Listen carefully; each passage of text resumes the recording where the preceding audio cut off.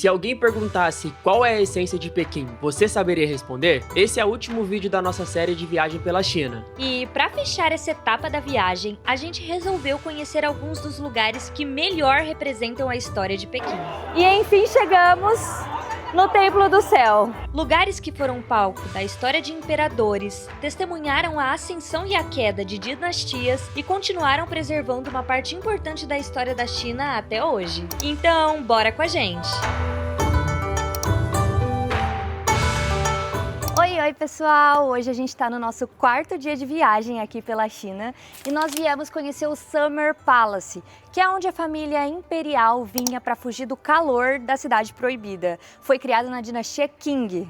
Para entrar aqui no Palácio de Verão, a gente pagou 60 yuan por pessoa, que dá mais ou menos uns 70 euros e uns 40 reais. Eu vou deixar a conversão aqui para vocês. E existem vários pacotes individuais também, caso você não queira pegar o pacote completo, que foi esse que a gente pegou. E como a Ana Júlia já citou anteriormente, eles construíram todo um complexo aqui, todo um ecossistema para que o imperador não precisasse pisar o pé para fora para poder realizar os desejos que ele tinha. O Palácio de Verão foi criado pela família imperial para eles fugirem do calor da Cidade Proibida e da agitação da capital. Um lugar cercado por jardins, pavilhões e um lago gigantesco, pensado para desacelerar e aproveitar a natureza durante os meses mais quentes do ano. O complexo era tão grande e completo que, enquanto a corte imperial estava aqui, praticamente não precisava sair pra nada. E uma das coisas que mais impressiona é justamente o tamanho desse lago. Grande parte dele foi ampliada por ordem do imperador durante a construção do palácio. É muito bizarro imaginar que alguém simplesmente decidiu aumentar o lago dessa dimensão. Caminhando por aqui, dá pra entender o porquê esse lugar continua encantando tanta gente séculos depois. É muito comum ver pessoas usando roupas tradicionais chinesas para fazer ensaios fotográficos pelos jardins e corredores do palácio. Não é por acaso que o Palácio de Verão foi reconhecido como Patrimônio Mundial da Unesco. Mais do que um antigo refúgio imperial, ele é um dos maiores exemplos da arquitetura chinesa e até hoje continua sendo um dos lugares mais bonitos de Pequim.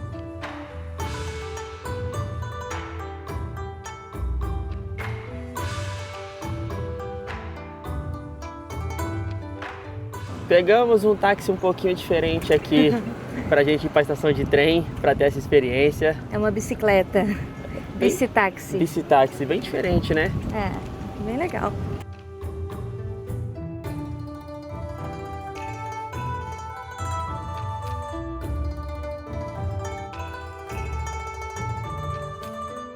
Viemos atrás do Noodles, que é famoso aqui na China, mas não encontramos. A gente vai pedir o espetinho mesmo, que também é muito famoso por aqui, e depois a gente vai num outro restaurante procurar esse noodles, que a gente não pode sair da China sem provar ele, né? Os espetinhos já chegaram, falta ainda um pãozinho que a gente pediu doce, que é muito famoso.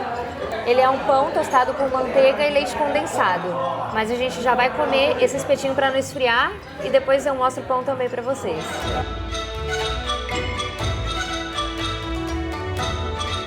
Eu tô muito curiosa para provar, só que a gente gostou tanto do espetinho de carne que a gente decidiu ficar por aqui mesmo e vamos pedir mais espetinhos e vamos deixar os noodles para amanhã.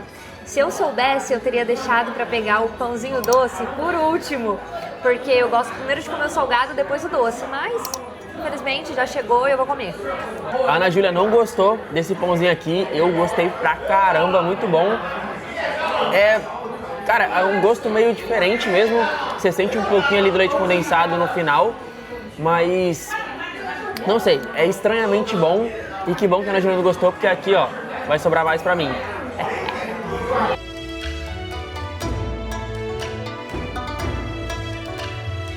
Antes de visitar a Cidade Proibida, a gente imaginava que encontraria apenas um palácio, mas na verdade, esse lugar é uma cidade inteira. Oi pessoal! Hoje eu vim aqui com a minha roupinha típica chinesa para falar para vocês que é o nosso último dia de viagem na China. Amanhã a gente já pega o avião para outro lugar aqui da Ásia que a gente também vai gravar tudinho para vocês. Nós estamos na Cidade Proibida, onde foi a casa de vários imperadores, inclusive da dinastia Qing e Ming, que foi uma das mais importantes aqui para a China. E ela tem esse nome, Cidade Proibida, porque justamente era proibido entrar aqui, somente quem o imperador permitia. E uma curiosidade legal também é que o último imperador da China nasceu aqui. E aqui também foi o centro político da China Imperial por quase 500 anos. Daqui, o imperador governava um dos maiores exércitos do mundo. Foi daqui que 24 imperadores das dinastias Ming e Qing governaram o país e tomaram decisões que marcaram a história de milhões de pessoas. O imperador era visto como uma figura sagrada aqui, e toda a arquitetura do complexo foi feita para reforçar isso ainda mais. E por isso, muitas cores aqui são muito evidenciadas, como por exemplo o vermelho e o amarelo. O vermelho é símbolo de poder e prosperidade, já o amarelo era uma cor extremamente ligada ao imperador. Também tem muitos dragões por aqui. Como toda a arquitetura foi pensada para reforçar, o dragão nada mais é do que o animal que realmente representava o imperador. Para vocês terem ideia, o complexo é tão grande que possui quase 1000 edifícios, mais de 8.000 cômodos espalhados por uma área de aproximadamente 72 hectares. É o maior conjunto de palácios imperiais preservados do mundo.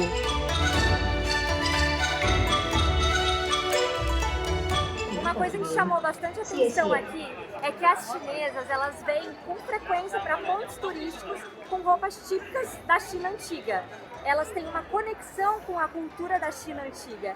É muito interessante, o cabelo sempre bem arrumado, aquelas roupinhas típicas que agora me fugiu o nome, mas eu vou deixar escrito aqui para vocês. Hanfu. Hanfu, isso aí. E é super interessante, o rosto delas é bem branco, aquele pancake que elas utilizam para evidenciar a cor dos olhos, da boca. Eu achei super bonito. A Cidade Proibida sobreviveu à guerra, invasão, revolução e a queda do Império e ainda assim continua preservada.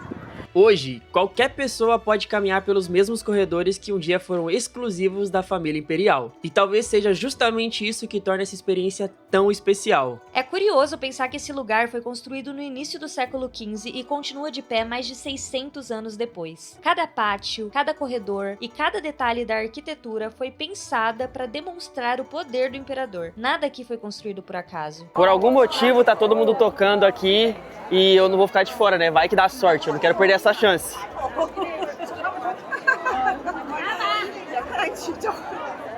Vai que dá sorte, né?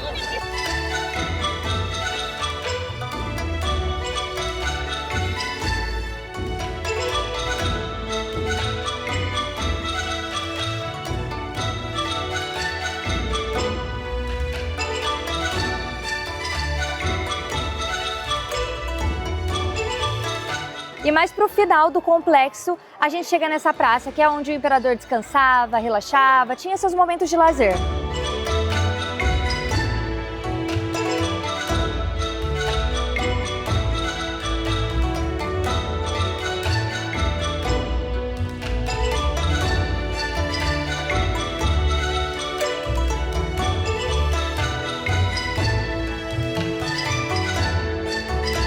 Hoje, caminhar por esses pátios é como voltar no tempo e imaginar tudo o que aconteceu entre essas muralhas. E todo o trajeto aqui da Cidade Proibida, ela segue uma ordem cronológica histórica. Então você não pode sair pelo mesmo lugar que você entrou, você tem que passar por todas as partes do complexo até chegar no jardim, aonde é a última sala para você poder realmente sair. E esse trajeto ele leva em torno de 40 a 60 minutos, vai depender do tempo que você perde ali olhando os detalhes. Exatamente, com guia turístico pode até chegar a 5 horas, para vocês terem ideia do quão grande e de quanta informação tem aqui dentro. Sim, são inúmeras salas.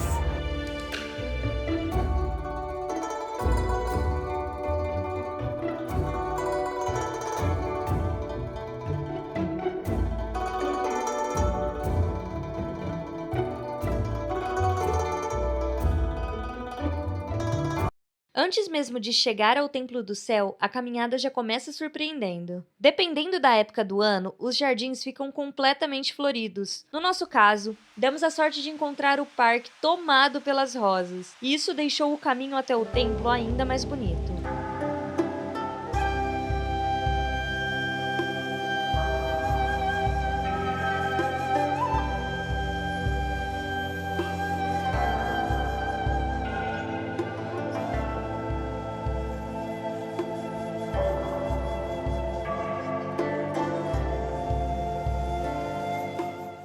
Eu sou completamente apaixonada por flores, então eu tô no meu paraíso, super coloridas e bem cuidadas. Ai, gente, aqui é realmente muito bonito.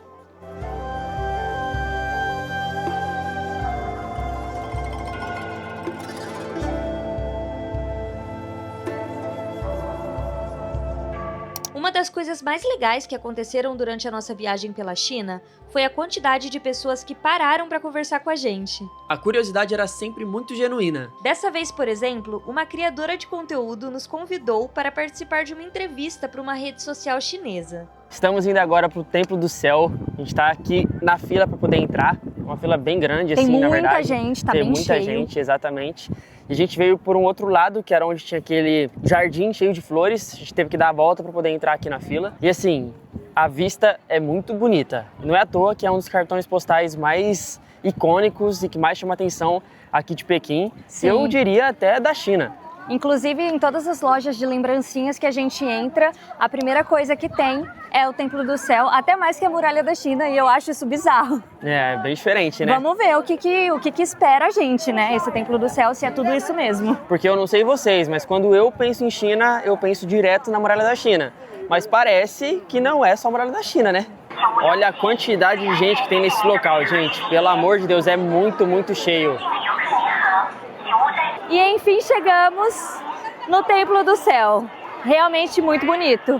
Esse é o cartão postal do Templo do Céu e um dos edifícios mais simbólicos de Pequim. O Templo do Céu é considerado Patrimônio Mundial da Unesco e ele foi construído totalmente sem usar nenhum tipo de prego, mano. O que é bem bizarro pensar que um negócio desse tamanho foi construído só colocando as madeiras no lugar certo e encaixando elas, não é não? O formato circular e a cor azul remetem ao céu, já os formatos quadrados remetem à terra. E o imperador era tão metódico, mas tão metódico, que qualquer coisa que pudesse atrapalhar o ritual dele, ele já achava que traria má sorte para a China. O Templo do Céu foi construído com um alinhamento preciso entre céu, terra e energia espiritual. A construção dos prédios segue princípios antigos chineses ligados ao equilíbrio do universo. No começo desse vídeo, a gente fez uma pergunta. Qual é a essência de Pequim? E depois de conhecer alguns dos lugares mais importantes da cidade, acho que a gente finalmente encontrou a nossa resposta. Ela está nos palácios que atravessaram séculos de história, nos templos que continuam preservando tradições até hoje, e tudo isso nos fez entender um pouquinho melhor o que faz dessa cidade um lugar tão único. Esse foi o último vídeo da nossa viagem pela China, e a gente espera que vocês tenham gostado de conhecer esse país através da nossa lente. Se você acompanhou essa série até aqui, muito obrigado por viajar com a gente. E se esse foi o primeiro vídeo que você assistiu, os outros episódios da China já estão aqui no canal esperando por você. E se você pretende conhecer Pequim também, vou deixar aqui na descrição os links dos passeios, da hospedagem, do chip de internet que a gente utilizou e de tudo que pode facilitar a organização da sua viagem. Se esse vídeo te ajudou de alguma forma, deixa seu like, se inscreve no canal e ativa o sininho. A gente se vê no próximo destino.